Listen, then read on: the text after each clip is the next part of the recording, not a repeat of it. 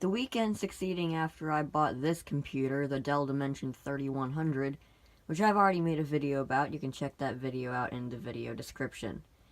I decided I wasn't done wasting money, so I bought this hunk of junk for $9 at a Goodwill. I really have no idea why I bought this thing. It's a simple Prescott era Dell machine from the mid-2000s. It's got an Intel Celeron D microprocessor. It has 2 optical drives and no floppy drive, although I plan to add one either in this video or off camera in the near future. That top drive, I believe, probably can't see it on camera, I believe that's a CD rewritable drive. Actually, it does not actually say on that drive at all. I'm imagining that's probably a CD rewritable drive, and then this on the bottom is another CD rewritable drive. No floppy drive. I think you probably could have ordered this machine originally from Dell with a floppy drive equipped, and that wasn't something you would have to add on your own, but I'm not exactly sure. If I haven't mentioned it already, this is a Dell Dimension B110, and if we look on the back here, you've got a wide selection of ports you can choose from. On the top is a RS-232, communication serial port, parallel printer port, VGA out, PS2 ports for keyboard and mouse, your standard audio jacks, which I believe is microphone, headphone, and line-in, 4 USB ports, I would imagine USB 2.0, and 10100 Ethernet. And this also does have one of the standard Dell modems built in, which is to be expected for a machine of this time. I don't think you could have possibly ordered one of these with an Ethernet card. You could only order it with the modem. So, without further ado, I feel like we should get this machine open. As you can see, this is what was on the side whenever I bought it at Goodwill. It says Dell XP machine, no hard drive, as is, no returns. It's dated November 21st, and I believe I bought this, what would it have been? I think it would have been December 1st I would have bought this machine, so it had been sitting there for a little while. Remnants of a Windows XP product key, probably home edition, considering these machines were tailored to a home environment. Now let's see if I can get this open one-handed. There we go. Now inside here we've got your standard Dell green. I'm guessing that, it's just for redirecting the heat coming out of the microprocessor to the CPU fan. And if we lift that up, if I can get that open, the cables are kind of getting in the way there. Come on. There we go. This is just the standard aluminum heatsink. This is not the upgraded thing that you would see in the more higher clocked Pentium 4 machines, the copper heatsink. There's a fair amount of dust, although thankfully those capacitors by the CPU are solid state, or at least most of them. The ones on the end there are just standard electrolytic capacitors. There is some dust in the fan, although that shouldn't prevent it from working. And judging by the looks of it, I do not believe that CR2032 3-volt BIOS battery has leaked, which is very thankful. Now, with these budget-oriented machines, you only get 3 PCI slots, and there is not even an AGP artifact for adding a AGP slot onto the motherboard. Oddly enough, there are 4 PCI bracket covers. The 4th would be leading up to something that would lie right above that top PCI slot there, which I would imagine would be an AGP slot, which I think I don't think the Dell Dimension 3000 even had a AGP slot. I think it only had the artifact, because this, of course, is the cut-down variant of the Dell Dimension 3000. Now, you would mount the hard disk believe... I don't think they left me the hard drive mounting bracket. That... Huh. Well, I think in tradition you would mount the hard drive to the front here, or maybe you would mount it up there. I'm not exactly sure. Looks like they actually took out the bracket entirely. I couldn't even put a floppy drive in it if I wanted to, because they didn't leave the mounting bracket, although I might have an extra mounting bracket in my parts bin. Although I could always just pull it from my Dimension 2300 experimenting machine. Anyway, back to the main subject of the story. I believe this PC has... I'm not exactly sure. I don't exactly remember. Let's see how much memory it has. I imagine this is just standard DDR. Not exactly fancy compared to the modern stuff today. Alright, what do we got in here? This first stick is 1 gigabyte in capacity, and this other stick is 256 megabytes. So this thing's got 1.25 gigabytes of memory. Quite an odd amount. So I'm imagining that this 1 gigabyte module is an upgrade module. In fact, I don't even see a manufacturer on it. Though apparently it was manufactured on April the 30th of 2013. So people must have been using this computer for a pretty long time if they upgraded the memory in 2013. And this is probably just the standard 256 megabyte module that would have come with this machine when it was first shipped out from the Dell manufacturing plant, whatever you want to call it. This is just standard DDR memory running at 400 megahertz. So, not the fastest stuff out there, but it'll get the job done for running something simple like Windows XP. Let me try and get the RAM sticks back in here. Get that one. And I'll come back to them later. I'm gonna power up the machine once I give you a full overview of the motherboard and what's inside the case. Now that the memory has stopped putting up a fight with me, there is the built-in modem, of course. I'm probably going to replace that CMOS BIOS battery. I don't think I have yet.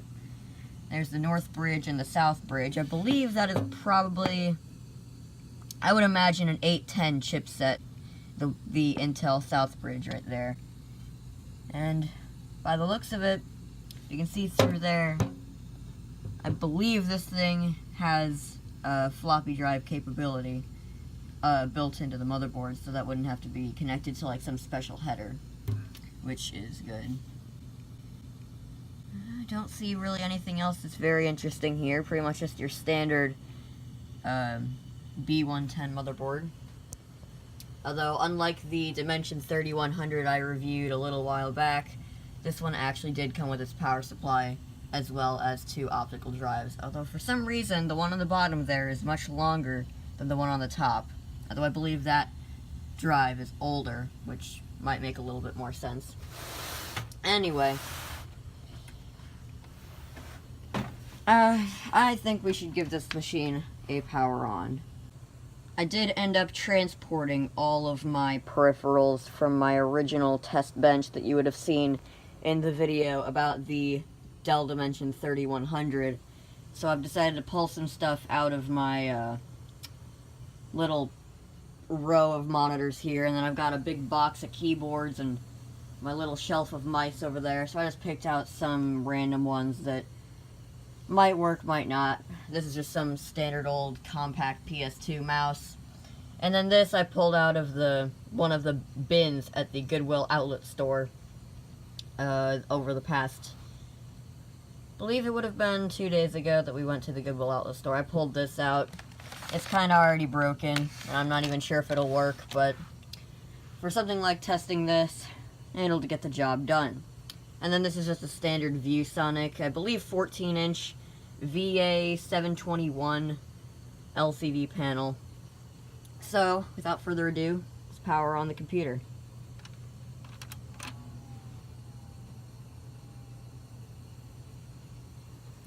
Got an image on the screen. I imagine let's go into the setup here.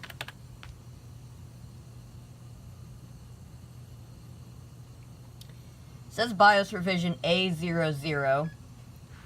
And considering how short-lived the Dimension B110 was, that might actually be the newest BIOS that is for this machine.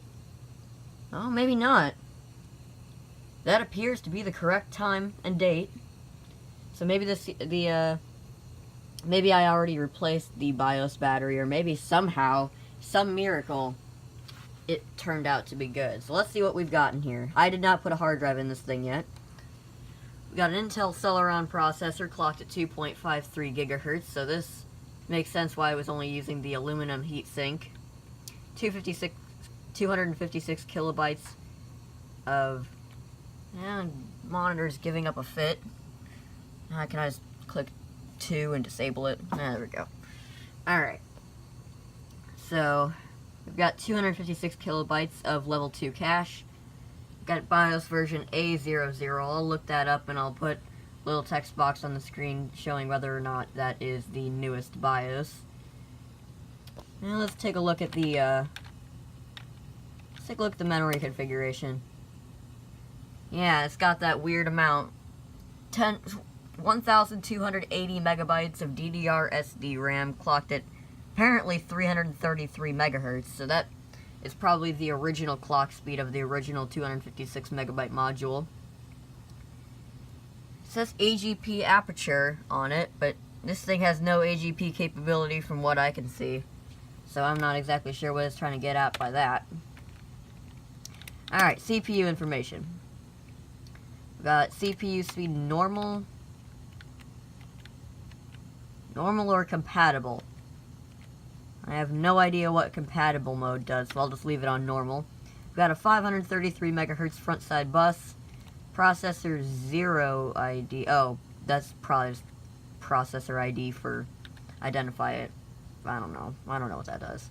Anyway, clock speed of 253 or 2.53 gigahertz. I'm really not able to talk today. And 256 kilobytes of level 2 cache. Alright, let's figure out what else we're doing here. Alright, can I take a look at the power on self-test errors? That'd be, yeah, there we go. And display system event log. Alright, apparently this machine was manufactured on... Oh, wow. Apparently it was manufactured just today, 13 years ago. December 9th, 2005. Almost the exact same time as well, look at that. That is just, it's the little things in life that make you happy. Alright, so I would have powered this thing on at the Goodwill at that date, at that time, because I powered this thing up and just made sure it worked before I purchased it, naturally. So I was correct about it being the first that I purchased this computer. Alright, well, that was interesting. Alright, what do we got here? Fast boot is on, which is good. IDE hard drive acoustics mode bypass, alright. Alright, well, I think it's about time we throw a hard drive in this thing and just see what it does. Well, ladies and gentlemen, I've really outdone myself this time. Well, that's literally what we're gonna do. I'm putting in the hard drive like that. So, I actually had to put in the cables before I plugged it in, otherwise it would not fit. So, yeah, and I had to actually get a longer cable because this one that was inside the machine is very short and would not allow me to make it all the way over there. Because this was originally positioned like this, and it was supposed to go to the hard drive here in the front. But I cannot find something that would make that work. So I had to find another cable in my little box of cables over there. So, I guess it's time to power the computer on and try to install Windows, I guess. Well, I guess let's see what it does after I put the hard drive in.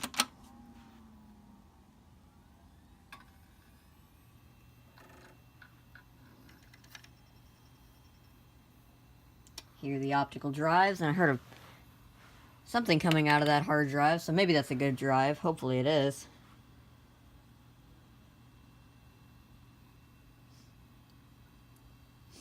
Taking quite a long time to enter the setup. I guess while it's doing that, you can see what's in these optical drives. Now that one doesn't want to open.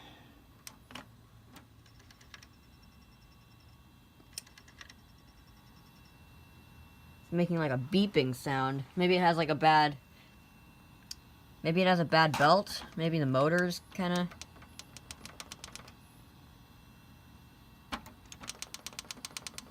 I've fixed drives before by just spamming the button.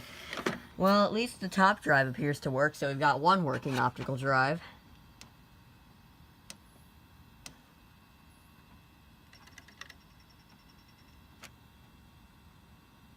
Huh. Alright. Can I just get out of that? Alright, it kept wanting me to change the resolution or whatever. It says primary drive 0 not found. That's not a good sign. Hopefully it actually does detect the hard drive. It wasn't doing that before, so maybe it does detect it. Alright, so it detects the hard drive as an unknown device. Device type. Model unknown. Alright, that's weird. Whoa, fast forward 7 weeks, and I'm editing this video now, and I just noticed that it does actually say CD-ROM in that model number right there, so just thought I would point that out. Back to the video.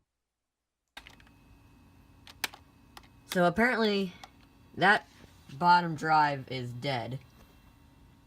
Unfortunately. Maybe it's just not plugged in, I'm not exactly sure, because it was getting power, as you can see. Yeah, something's up with that drive. Alright, so... maybe it's... I can't set anything. Hopefully this isn't another hard drive shenanigans video like the Dimension 3100 video was. I'm gonna just go ahead and stick a USB in here. And considering whenever I went to the outlet store, that Goodwill outlet store, that same outlet store where I found that gateway keyboard, I managed to find something I was quite intrigued by, if I can find it. Yeah, here we go. Original copy of Windows XP Home Edition, distributed by Dell. So, I guess let's see what happens whenever I stick that in here.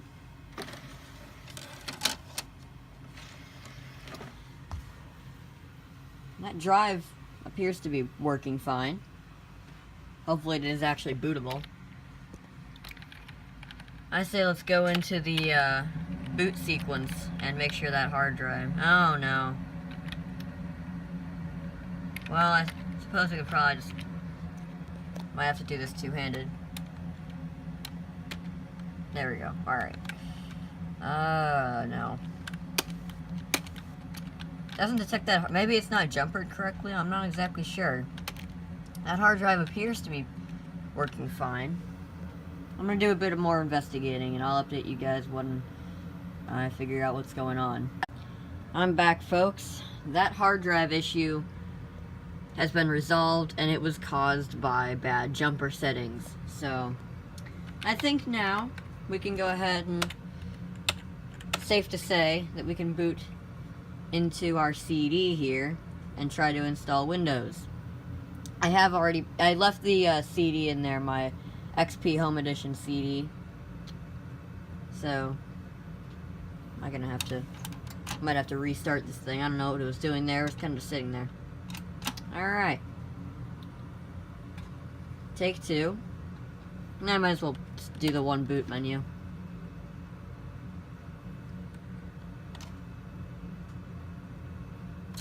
Alright.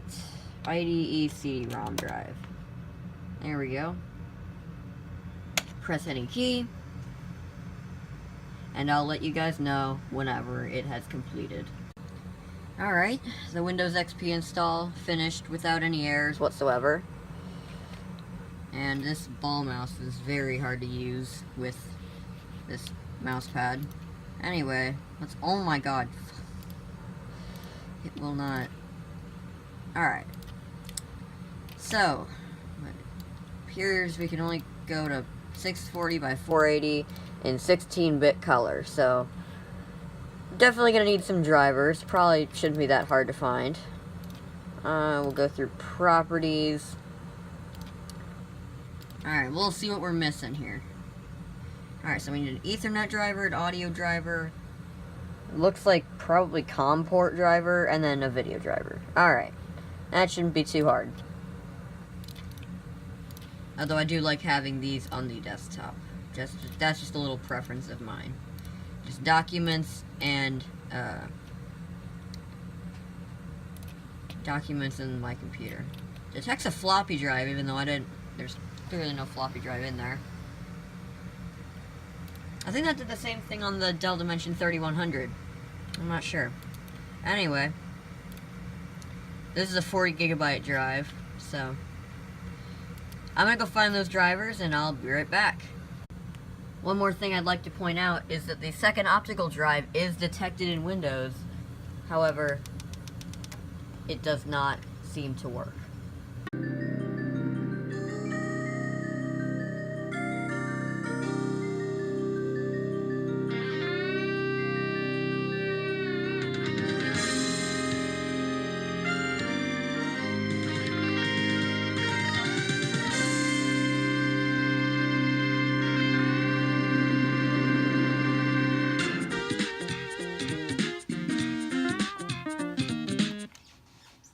Well, the audio works. Apparently I was wrong about this being an 810 chipset. Apparently it's an 865 chipset. Anyway, I found a functioning driver for it, so now we get a lot more screen real estate, which is very good. Thought I'd give you guys a little bit of an overview of the System Properties tab in the My Computer box thing. So it's running Microsoft Windows XP Home Edition, Service Pack 2. It's got an Intel Celeron CPU clocked at 2.53 gigahertz and 1.25 gigabytes of RAM, which I still cannot understand why they didn't either just put 2 gigabytes in or even 1.5 gigabytes. I mean, 1.25. It's kind of an odd number, but I mean, it's a lot better than the 256 megabytes that was originally in this machine, because that would not have gotten you very far, even whenever this machine was manufactured back in 2005. And before I get about 50 comments asking, can it run Crysis, considering the fact that it doesn't even meet the requirements for Myst 5 in terms of video capability, I highly doubt it would even launch. And you're gonna have to forgive me here, because I left all of my installation files for all my software over at my other house. And on top of that, I can't even get VLC to install onto this computer. However, I've installed Adobe Acrobat 9 from a CD, and something viewing like a PDF works quite well.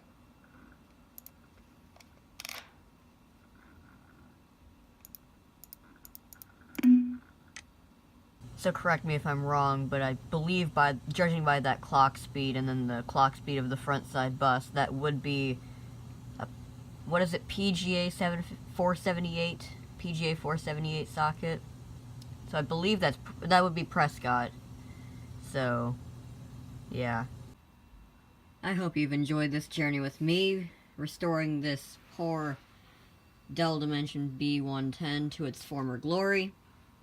If you'd like to see more videos like this, please do consider leaving a like and maybe even subscribing and leaving a comment if you would like to. But until next time, I will see you in the next video.